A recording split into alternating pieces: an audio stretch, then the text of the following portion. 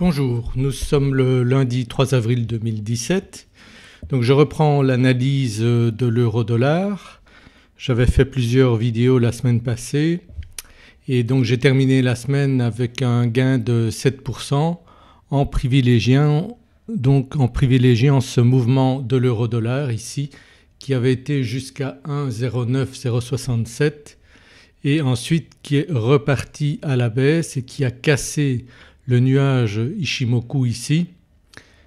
Donc vous pouvez vous référer à mes vidéos de la semaine passée et voir un petit peu comment j'ai analysé donc l'euro-dollar plusieurs fois la semaine passée. Donc je vous avais dit que j'avais d'abord pris 4% assez rapidement, 4% de gain et ensuite j'avais laissé des positions ouvertes.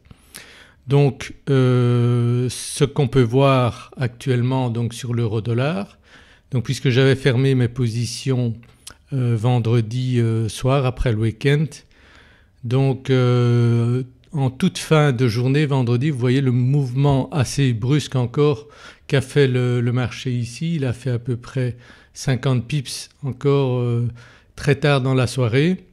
Donc ça démontre aussi que le vendredi il peut encore y avoir de très beaux mouvements. Donc il y a des traders qui n'aiment pas trader le vendredi. Moi je dis que le vendredi peut être une journée intéressante également. Donc aujourd'hui qu'est-ce qu'on peut voir? On peut voir donc que le marché ne s'est pas encore retourné, donc on a toujours une tendance baissière. Donc il y a eu un mouvement de rebond donc ce matin. Vous voyez durant la nuit un mouvement de rebond et puis le marché qui donne une tendance à redescendre. Donc j'ai pris encore des positions à la vente ici, donc avec un take profit à ce niveau-là, un take profit un petit peu plus bas, donc un petit peu au niveau d'où le marché est allé vendredi soir. On verra donc si j'ai raison. J'ai mis donc un stop loss assez éloigné, donc on verra ce qui se passera dans le courant de la journée. Donc ce qui est important de savoir, c'est au moment où vous ouvrez des trades, c'est de savoir quelle perte vous êtes prêt à accepter. Donc si vous mettez un stop proche, le risque c'est que via un petit mouvement, un petit rebond, vous soyez sorti. Et si vous mettez votre stop un peu plus loin, là vous risquez de perdre un peu plus, mais il faut bien sûr que vous acceptiez une perte chaque fois que vous ouvrez un stop. Donc le principal est de savoir combien vous êtes prêt à perdre et pas combien vous êtes prêt à gagner. Parce que combien vous êtes prêt à gagner, si le marché part dans le bon sens, vous pouvez toujours gérer ça comme vous voulez. Par contre la perte, ce qu'il faut éviter c'est évidemment de faire remonter chaque fois votre stop loss si le marché si le marché part dans le sens inverse de votre trade. Donc il faut accepter la perte maximale que vous pouvez prendre. Si le marché maintenant se retournait dans le mauvais sens, ça ne veut pas dire que je vais forcément attendre qu'il touche mes stop loss. Je vais peut-être gérer ça avant si je vois des indications que le marché ne va pas aller dans mon sens. Donc tout ça c'est avec la pratique que vous apprendrez et surtout si vous faites des trades à court terme à ce moment-là. Donc il faut éviter donc de perdre une trop grosse partie de vos gains précédents. Là j'ai de la marge puisque la semaine passée j'ai gagné 7% de mon capital, donc je peux me permettre de mettre un stop loss éloigné, mais je privilégie quand même le scalping. Je reprivilégie le scalping puisque pour le moment je ne suis pas encore dans des positions gagnantes sur mes trades. Donc oui, celui-là il est gagnant pour le moment. Vous voyez j'ai pris une position là, une seconde là. Donc là je suis gagnant, je pourrais à la limite couper ici en scalping puisque j'ai déjà dépassé donc le prix de ma commission, le prix de la commission que prend le broker. Donc ce trade-là est déjà gagnant, mais je vais garder les positions ouvertes parce que je pense, donc ici on est sur le 15 minutes, je pense que le marché a une bonne probabilité de descendre encore plus bas. Donc il faut bien sûr faire vos analyses sur différentes unités de temps et voir ainsi si le marché a une bonne probabilité d'aller dans le sens qui est celui de votre trade et donc faire toujours des analyses dans ce sens-là. Donc vous voyez ici le nuage Ichimoku qui est toujours baissier. Donc ici on a eu un mouvement assez fort vendredi, une remontée donc ce lundi matin et puis le marché qui a tendance à continuer à redescendre.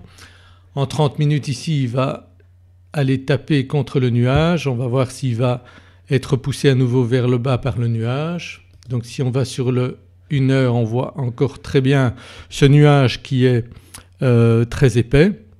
Vous voyez quand on a un retournement de nuage comme on a ici, on voit d'abord le nuage qui s'affine avant d'avoir un croisement ici du Senkou Span A et du Senkou Span B.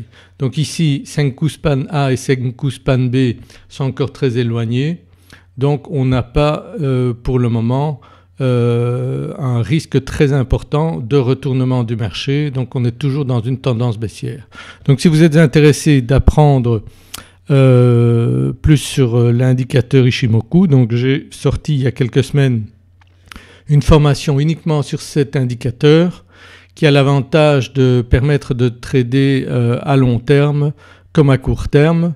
Donc c'est un indicateur que j'utilise également dans ma formation au scalping, mais quelques étudiants m'avaient demandé un peu plus d'informations sur cet indicateur, donc j'ai fait une formation complémentaire uniquement sur l'indicateur Ichimoku et vous pouvez très bien travailler uniquement avec cet indicateur puisque c'est un indicateur qui vous permet de trader sur toutes les unités de temps, aussi bien courtes que longues, et c'est en soi une méthode.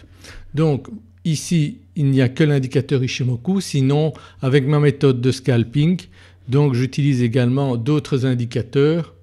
Donc vous avez mon indicateur SDI qui est une création personnelle, vous voyez qu'il est rouge sur toutes les unités de temps, donc il confirme un marché baissier sur toutes les unités de temps.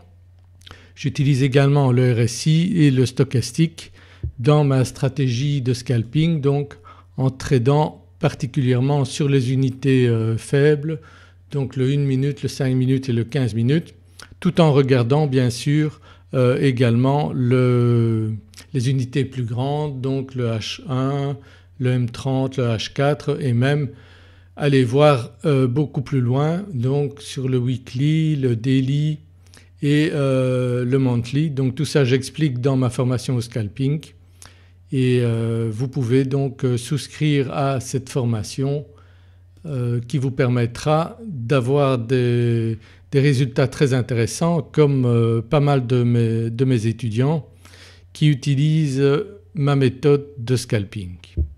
Donc voilà un petit peu la situation de l'euro-dollar aujourd'hui. Donc pour moi on est toujours dans un marché baissier, pas de retournement important en vue, donc juste des corrections. Donc je pense que nous aurons encore aujourd'hui un marché baissier. Donc on va voir s'il y a des news importantes envisagées. Donc je vais voir ici le calendrier économique. Qu'est-ce qu'il nous dit pour ce lundi 3 avril? Donc ce matin c'était des news faibles sur l'euro-dollar. Donc à 16h il y a une news forte donc sur le dollar. Donc ça pourrait faire bouger les marchés.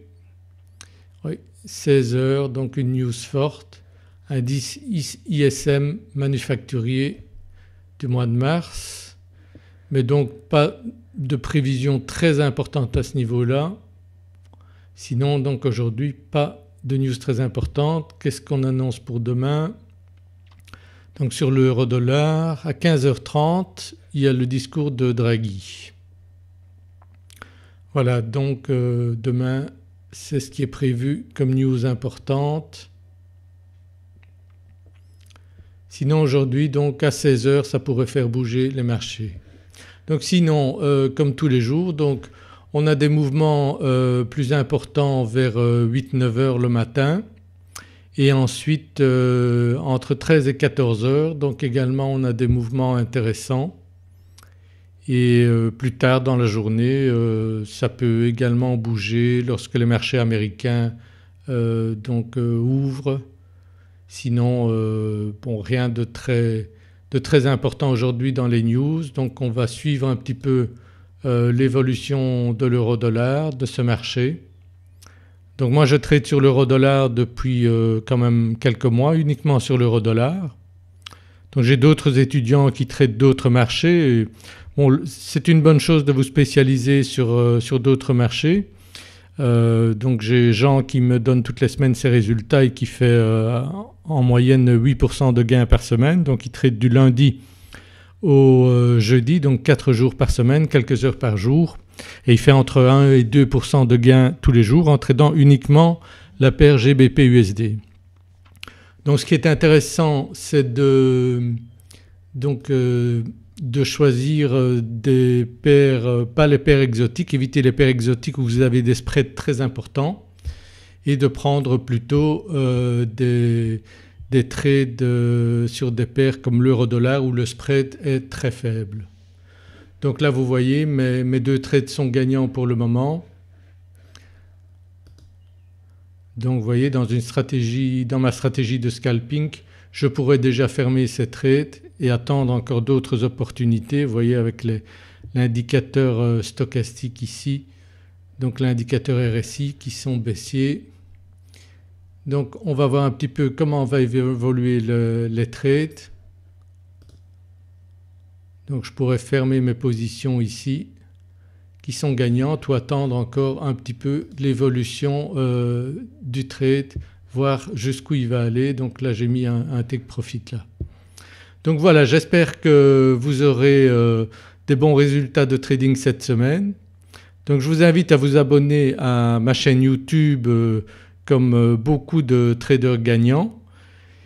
Et ensuite donc j'ai à votre disposition mes deux formations, ma formation au scalping, ma formation Ishimoku et également si vous le souhaitez ma formation complète qui reprend mes autres formations et qui vous donne donc une formation sur du plus long terme avec également des compléments d'informations sur le trading en général, différentes méthodes de trading et vraiment des choses très complètes. Mais si vous hésitez encore vous pouvez commencer avec ma formation au scalping et ma formation Ishimoku qui sont de très bonnes formations pour débuter et avoir déjà de très bons résultats.